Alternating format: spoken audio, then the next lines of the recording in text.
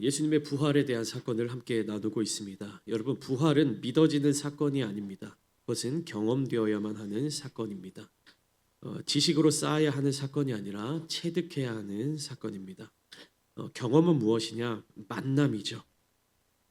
예수님을 인격적으로 만나게 된 그 만남. 부활하신 예수님께서 많은 제자들을 찾아가시고 그들을 만나 주셨습니다. 그들과 예수님의 만남은 처음이 아니었습니다. 그들은 수많은 시간을 예수님과 함께하였고 예수님을 만났습니다. 그러나 부활하신 예수님을 처음 만난 모든 사람들은 이전에 누리지 못했던 그 은혜와 감격을 누리게 되었습니다. 오늘 본문 첫 시작 13절과 14절 말씀을 보시면 두 사람의 모습이 나타나고 있습니다. 그런데 이 두 사람은 어떠한 모습으로 길을 걷고 있었냐 하면 소망이 없이 슬픈 빛을 띤 두 사람의 모습이라고 17절 말씀을 통해서 우리는 알 수 있습니다. 이 두 사람은 어떻습니까? 소망이 없었고 마음에 슬픔이 가득하였습니다.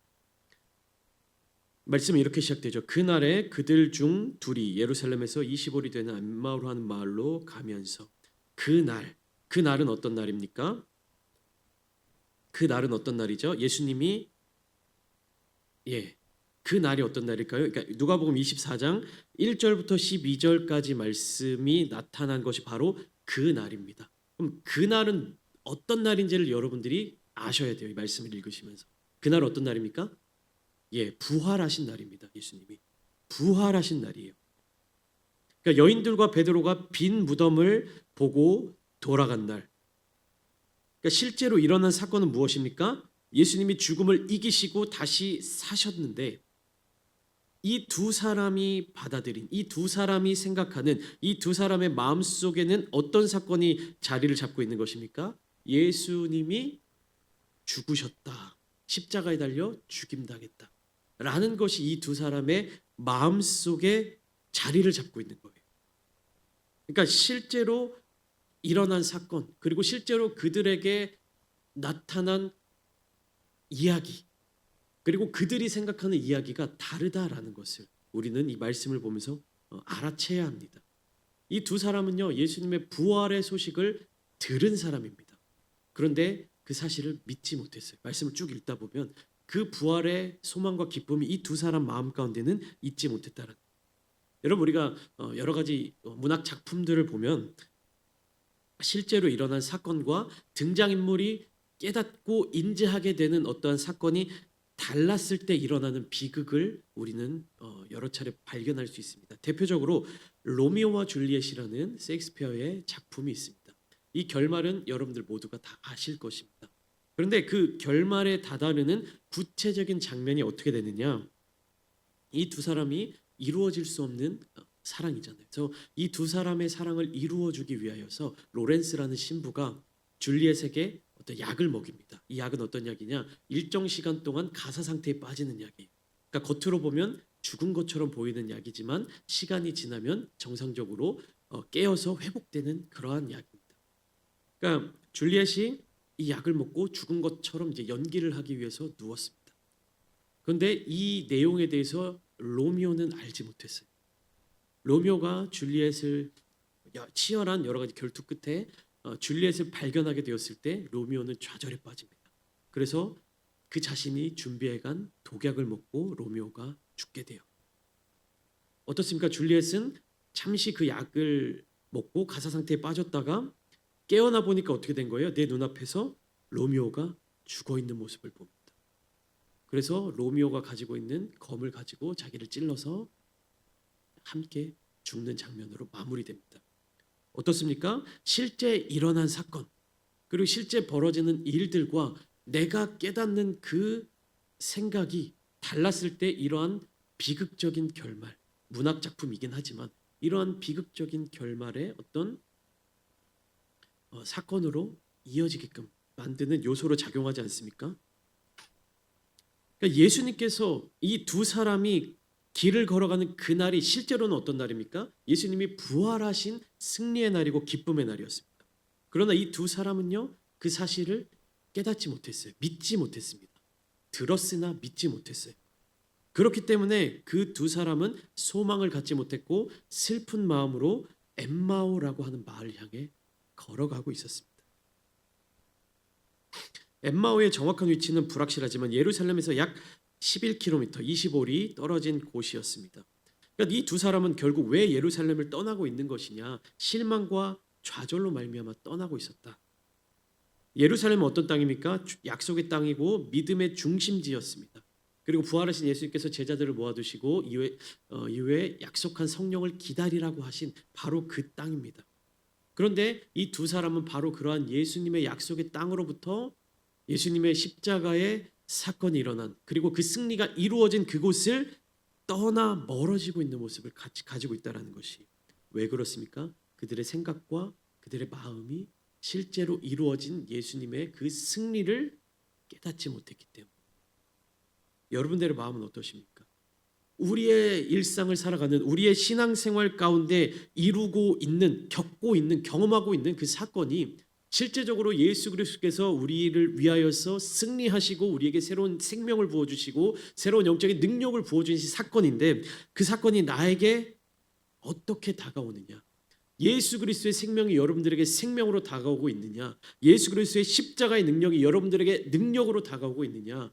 예수 그리스도의 십자가의 보혈이 여러분들에게 그 사랑으로 다가오고 있느냐? 오늘 본문의 시작을 보면 이 두 사람에게는 그렇게 다가오지 못했다라는 사실을 우리는 알게 되는 것입니다. 그래서 두런두런 그 먼 길을 걸어가기 때문에 그냥 가지 못하고 두런두런 이야기를 나누면서 가고 있습니다. 그들은 어떤 이야기를 서로 나누며 나아가고 있었을까요? 믿음 없는 대화, 소망을 잃어버린 대화를 나누고 있었을 것입니다. 그들이 마지막으로 들은 소식은 무덤이 비어 있었다라는 소식이었습니다. 그 소식을 전해주었던 여인들은 주님의 부활로 믿고 전했어요. 그러니까 무덤이 비어 있었다라는 것을 처음 발견했을 때 여인들은 예수님의 시신이 도난당한 것은 아닐까라고 했지만 천사의 메시지를 통해서 주님이 부활하셨구나라는 기쁨의 소식으로 받아들이고 그것을 제자들과 다른 사람들에게 전달했다는 것입니다. 그런데 그 여인들의 이야기를 들은 이 두 사람의 마음 가운데는 아직 그런 믿음이 자리 잡지 못했던 것입니다. 그 두 사람의 상태에 대해서 성경은 어떻게 표현하고 있느냐? 16절 말씀, 그들의 눈이 가려져서 그인 줄 알아보지 못하였다. 여러분, 성경 속에서 눈이 가리워졌다라는 표현은 굉장히 중요합니다. 실제적으로 앞을 보지 못하는 그러한 상태를 의미하는 경우는 거의 없고 대부분 어떤 의미로 쓰여지냐? 하나님이 함께 계시지만 하나님의 능력을 경험하지만 그것을 깨닫지 못하는 영적인 무지한 상태를 표현할 때 주로 이 눈이 가리워졌다 라고 표현합니다. 그리고 이 가리어진 눈은 반드시 무엇으로 연결되어야만 하냐? 하나님의 말씀과 은혜를 통하여서 그 눈이 열리도록 인도해 주시는 하나님의 섭리로 이어집니다. 그러니까 그 인도하심을 받아들이고 그 인도하심을 경험하는 사람들은 반드시 어떻게 연결됩니까? 그 눈이 열렸다. 눈이 열리고 보게 되었다라는 메시지로 이어질 수밖에 없다는 것입니다. 이 두 사람은 지금 예수님께서 그들에게 다가와 주셔서 주님과 함께 동행하고 있지만 주님인 줄 알아보지 못하고 있다라는 것입니다. 영적인 무지함, 영적으로 아직 깨닫지 못한 상황을 알려주고 있는 것입니다. 이 두 사람의 눈이 가려져 있는 이유는 무엇일까요? 이 두 사람이 영적으로 깨어있지 못한 이유는 무엇이었을까요? 하나님 혹은 하나님의 약속에 대하여서 오해하고 있거나 믿지 못하거나 혹은 그들이 처한 현실 가운데 큰 실망감을 느끼고 있기 때문입니다. 여러분들의 눈은 가려져 있지 않습니까? 저의 눈은 가려져 있지 않습니까?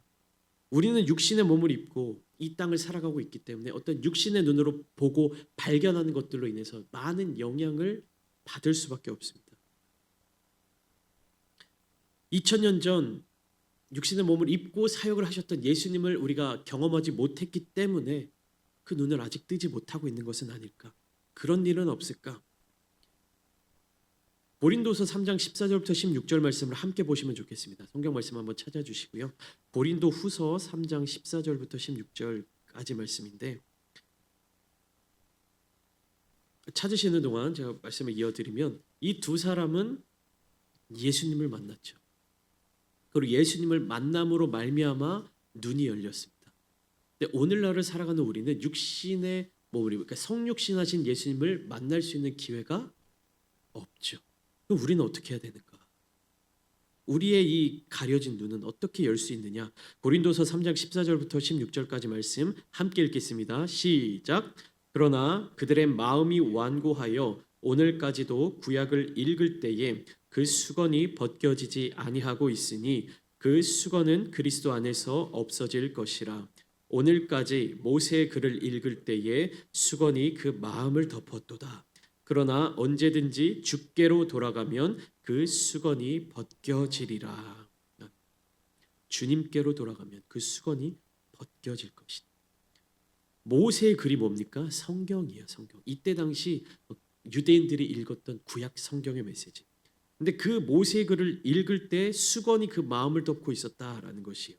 그 수건은 벗겨져야 하는 수건입니다. 그리스도 안에서 없어져야 할 것입니다. 그들의 마음이 완고한 것을 부드럽게 풀어주는 그 메시지가 누구를 만날 때, 주님을 만날 때, 주님께로 돌아갈 때, 주님께로 가까이 나아갈 때, 바울의 표현에 따르면 그 수건이 벗겨진다는 것입니다. 예수님은 이 두 사람에게 이렇게 다가오셨습니다. 17절 말씀을 보시면 너희가 길 가면서 서로 주고받고 하는 이야기가 무엇이냐? 예수님이 그 두 사람을 향하여서 이 질문을 던지십니다. 너희가 서로 나누는 이야기가 무엇이냐? 주님께서 두 사람에게 질문을 하십니다. 여러분 생각을 해보죠. 예수님이 이 두 사람이 무슨 대화를 나누었는지 모르셔서 질문을 하셨을까요? 아셨죠. 그리고 왜 이러한 질문을 나누었는지 그 이유에 대해서 모르셨을까요? 알고 계셨을 것입니다. 그런데 주님은요, 이 두 사람에게 무엇으로 다가가십니까? 질문으로 다가갑니다. 그러니까 몰라서 묻는 질문이 아니에요. 우리가 사람들과 대화를 나누다 보면 대화의 여러 가지 수단이 있고 대화의 여러 가지 방법이 있죠. 우리가 뭐 아이스 브레이킹이라고 해서 뭐 낯선 사람들을 만날 때 처음 만나는 사람들과의 어떤 관계를 시작할 때 그 관계를 깨는 여러 가지 질문이나 이야기들, 뭐 스몰 토크라고 하죠. 그런 것들로 말을 시작하죠. 예수님이 이 두 사람에게 다가가셨을 때 질문을 하신 것은요, 몰라서 물어보신 것이 아닙니다. 이 질문 가운데는 예수님의 따뜻한 사랑의 마음이 담겨져 있는 것이에요. 예수님은 다 아셨습니다. 그리고 이 두 사람에게 필요한 것이 무엇인지도 알고 계셨고 그것을 주시기 위해 오셨습니다. 근데 그것을 짠 하고 주신 것이 아니라 이 두 사람에게 따뜻하게 그리고 천천히 다가가심으로 부드러운 방법으로 이 두 사람을 깨닫게 하시는 것이 그들의 마음을 어루만져 주시기 위한 회복을 시작하셨다라는 것입니다. 이 두 사람의 눈이 가려져 있다고 말씀드렸잖아요. 그러면 예수님이 이 두 사람의 눈을 딱 잡고 내가 눈을 가린 눈을 열어줄게 하고 눈을 만지셔서 확 벗겨내시는 것으로 이 두 사람의 눈이 열리게끔 만들지 않으신다라는 것입니다. 그렇게 거칠게 다가가시지 않으셨어요. 친밀하게 부드럽게 다가와 주셨습니다. 예수님의 이 기적은 이전에 이제 공생의 사역을 하시면서 짠 하고 단번에 보여주시는 단번에 회복시켜 주시는 기적들도 보여주셨지만 지금 이 두 사람에게 필요한 회복이 무엇인지 주님은 아시고 다가가 주신 것입니다. 개인적으로 친밀함으로 그렇게 이 두 사람에게 다가와 주신 것이 그 사람이 혹시나 육신의 고통이 있다면 마음의 연약함이 있다면 영혼의 회복이 필요하다면 그 회복을 위해서 주님은 우리에게 먼저 다가와 주시는 분이십니다. 그리고 그 회복만 짠 하고 떠나시는 분이 아니라 그 회복이 주님과의 관계로 이어지고 주님과의 그 관계를 통하여서 우리의 영과 육체와 우리의 모든 삶의 순간순간마다 주님을 기억하며 살고 주님의 힘을 얻어 살 수 있도록 위로해 주신다는 것입니다. 18절부터 24절까지 말씀은 예수님의 질문에 대하여 글로바라는 한 사람이 대답하는 장면이 이어지고 있습니다. 이 부분은 짧게 나누고 넘어갈 텐데요. 먼저 18절부터 21절까지 말씀은 이 예수님에 대한 기대를 가지고 있었으나 십자가 사건으로 인해서 그 기대가 무너져 있음을 고백하고 있습니다. 왜 그러면 이 글로바라는 한 사람이 이렇게 대답을 했는가? 왜 예수에 대한 어떠한 기대를 가지고 있었기 때문에 십자가 사건으로 말미암아 그 기대가 무너져 버렸나? 그러니까 이 사람은 예수님의 정체에 대한 오해를 가지고 있었고 이 오해가 실망으로 이어진 것입니다. 그러니까 이스라엘을 속량할 자라고 바랐노라. 21절 말씀을 보면 우리는 이 사람이 이스라엘을 속량할 자라고 바랬다. 근데 그 속량의 방법이 내가 생각하는 인간적인 생각으로 사람들이 생각하는 메시아의 모습과 주님의 십자가 사건이 너무나도 달랐기 때문에 실망했던 것이. 22절부터 24절까지 말씀을 보면 그들이 글로바라는 사람의 입으로 실제적으로 어떠한 이야기를 들었는지를 말하고 있습니다. 어떤 여자들이 우리로 놀라게 하였다. 이는 그들이 새벽에 무덤에 갔다가 그의 시체는 보지 못하고 와서 그가 살아나셨다 하는 천사들의 나타남을 보았다 함이라. 있는 사실 그대로를 여인들이 전했죠. 증거했죠. 예수님의 부활에 대해서 증언했습니다. 그런데 믿지 못했어요. 글로바와 또 다른 한 사람은 믿지 못했습니다. 그러니까 경험을 했더라도 믿음이 없다면 아무것도 아닙니다. 사실을 듣더라도 진리의 말씀을 듣더라도 그것을 내가 듣고 경험했다 하더라도 내가 믿음이 없다면 그것은 나에게 아무런 영향을 끼칠 수가 없습니다. 예수님의 능력이 아무리 크다 하더라도 그 능력이 나에게 다가온다 하더라도 내가 그것을 믿지 않고 붙잡지 않으면 나에게 아무런 영향을 끼치지 못합니다. 그들은 이 두 사람은 사실을 들었지만 그 사실이 그들의 삶에 아무런 영향을 끼치지 못하였습니다. 주님께서는 이 부분을 어루만져 주신 것이 25절부터 27절까지 말씀을 보면 성경을 자세히 알려주시는 예수님의 모습이 나타나고 있습니다. 그러니까 사실을 들어서 알고는 있었지만 그것이 믿음으로 이어지지 못했던 이 두 제자에게 예수님은 성경을 통하여 그리스도에 대해서 가르쳐 주십니다. 그리고 그 그리스도는 예수님이셨죠. 구약의 말씀을 통하여 그리스도의 고난과 또 영광에 대하여 알려주십니다. 여기에서 말씀은 단순히 기록된 성경을 의미하는 것이 아닙니다. 구약 성경에 어떠한 내용들이 기록되어 있는지 예수님이 어떠한 성경을 이 두 제자에게 알려주셨는지 이 누가복음의 말씀 속에서는 나타나고 있지 않지만 분명히 구약 성경에 예언되어 있는 그리스도의 고난과 고통과 순환과 죽음과 부활을 말씀해 주셨을 것입니다. 그런데 이 두 사람은 메시아에 대해서 어떠한 생각을 갖고 있었습니까? 그 능력으로, 다윗과 같은 능력으로, 군사력으로, 어떤 기적을 베푸는 그 능력으로 자신들이 기대했던 메시아의 모습들이 있었을 것이에요. 그리고 그 메시아의 모습은 성경 속에서 배웠을 것이라고 오해하고 있었을 것입니다. 그런데 그러한 오해에 대해서 예수님이 성경을 통하여 자세히 가르쳐 주셨습니다. 이 말씀은요 단순히 기록되어 있는 성경이 아닙니다. 단순히 역사적 사실을 기록한 그런 기록물이 아닙니다. 성경이 무엇을 기록하고 있는지, 무엇을 나타내고 있는지를 발견해야 하는 것, 그것이 믿음입니다. 성경 말씀은요, 우리가 읽고 있는 이 성경 말씀은요, 여러 가지 요소로 우리에게 다가올 수 있습니다. 종이에 기록되어 있는 글자, 혹은 이스라엘이라고 하는 나라의 어떤 문화와 역사, 여러 가지 사건들이 기록되어 있는 것, 여러 가지 문학 작품으로서도 해석할 수 있지만 이 말씀이 우리에게 무엇으로 다가와야 하는가, 그것을 우리는 반드시 깨달아야 합니다. 성경은요 주님을 소개하고 있는 것입니다. 예수님을 소개하고 있는 것입니다. 근데 예수라고 하는 2000년 전에 나타난 그 사람을 소개하는 것이 아니라 무엇을 하신 예수님입니까? 우리를 구원하신 예수님. 무엇을 통해서 구원하셨습니까? 십자가의 죽음과 부활을 통해서 구원하신 예수님. 그 십자가의 죽음은 어떠한 과정을 통해서 나타났습니까? 그리고 그 십자가의 죽음이 과정으로 나타나기 위해서 하나님은 어떠한 준비를 하셨습니까? 그리고 하나님께서는 그 준비를 하시기 위해서 구약의 수많은 시간들을 통해서 수많은 사람들을 통해서 어떠한 약속의 말씀들을 우리에게 주셨습니까? 이것을 하나하나 깨닫고 발견하고 믿음으로 그것이 나의 삶으로 들어오게끔 하는 것이 성경입니다. 글자와 이야기가 성경이 아니라는 것입니다. 2000년 전에 그 예수님께서 육신의 몸을 입고 있던 예수님께서 죽음으로 끝나는 것이 아니라 여전히 오늘날까지 성자 하나님이신 예수님이 살아서 우리 마음 가운데 역사하시고 성령 하나님이 우리 마음 가운데 말씀하시고 우리를 인도해 주시는 그것, 그 우리의 삶의 자리 가운데 역사가 일어나고 생명이 불어넣어지고 그 생명으로 말미암아 우리가 활동하게 되고 살아서 움직이게 되는 것, 그것이 성경입니다, 여러분. 28절부터 29절 말씀을 보시면 성경을 통하여서 정말로 진정한 주님을 알게 된 자들, 그 성자 하나님을 알게 되고 만나게 된 자들의 태도가 결말이 나타나고 있는데 어떻습니까? 사모함이 생기는 것이.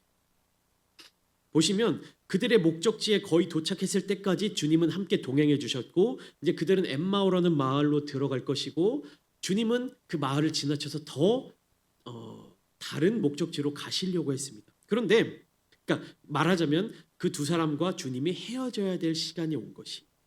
그런데 그 두 사람은 주님을 강권하여 함께 계시기를 청하였습니다. 무슨 말입니까?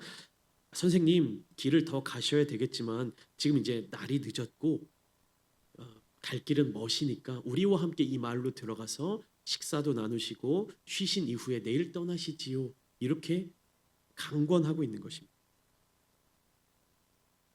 왜 그렇게 함께 계시기를 청하였습니까?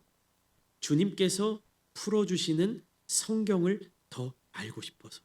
이 성경 속에서 나타나고 있는 예수님, 그리스도, 메시아, 성자 하나님, 말씀이신 그분을 더 깊이 알고 싶어서. 그러니까 이 성경은 글자나 지식이 아니라 주님 그분이셨습니다. 여러분, 은혜 받은 자, 주님을 만난 사람들은 이 말씀을 통해서 주님을 깊이 깨달은 자들은 더 말씀을 사모하기 마련입니다. 우리의 예배가 주님을 더 사모하는 예배가 되기를 소망합니다. 오늘날의 모든 예배가 다 어떻습니까? 몇 시에 시작해서 최소한 몇 시에는 끝나야 되고 어떠한 일정을 통해서 어떠한 과정을 통해서 어떠한 절차, 어떠한 예식을 통해서 이루어져야 되고 우리 교회가 그렇지는 않지만 우리 교회는 그렇지 않지만 제가 주일날에도 간단히 말씀드렸죠. 조금 더 큰 교회 혹은 어떤 시간이 다양한 예배 시간이 정해져 있는 교회는 목사님 말씀이 끝나면 목사님 말씀이 예정되어 있는 시간보다 더 길어지면 굉장히 초조해집니다. 제가 이전에 섬겼던 교회에서도 제가 방송 시스템을 담당했었는데요.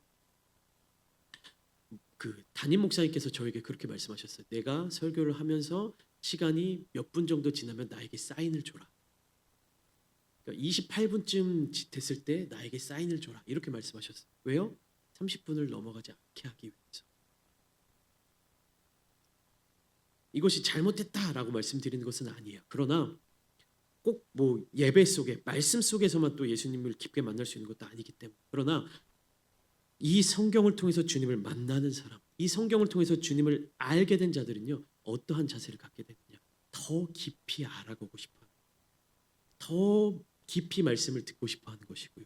더 깊이 기도의 자리 가운데로 나아가고 싶어하는 것입니다. 여러분, 주님을 만나게 된 자들은 반드시 이 사모함이 있기 마련입니다. 이 뜨거움이 있기 마련입니다. 30절부터 35절까지 말씀은 주님께서 그들과 함께 하신 그 장면이에요. 그들의 눈이 밝아졌을 때 주님은 사라지셨습니다. 그리고 그들은 행동했습니다. 보시면 예수님은 그 두 사람의 간청을 받아들여서 두 사람과 함께 엠마오로 들어가셨습니다.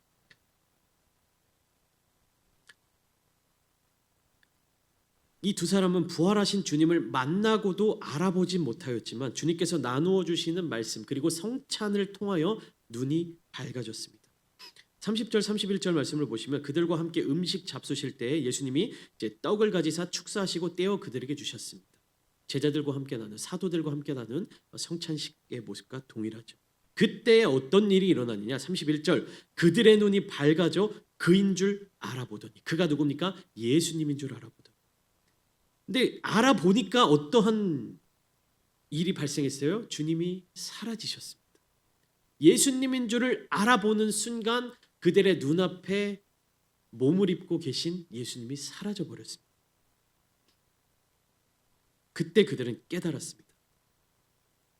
그때 그들의 눈이 밝아졌습니다. 우리에게 말씀하시고 우리에게 성경을 풀어주실 때 우리 속에서 마음이 뜨겁지 아니하였다. 이 그들의 마음 가운데 뜨거워졌던 그것이 지나가시려던 주님을 붙잡고 주님과 함께 마을로 들어 주님과 함께 음식을 나누고 더 주님을 붙잡고 싶은 그것이 바로 이 마음이 뜨거워진 사건인 것입니다. 여러분,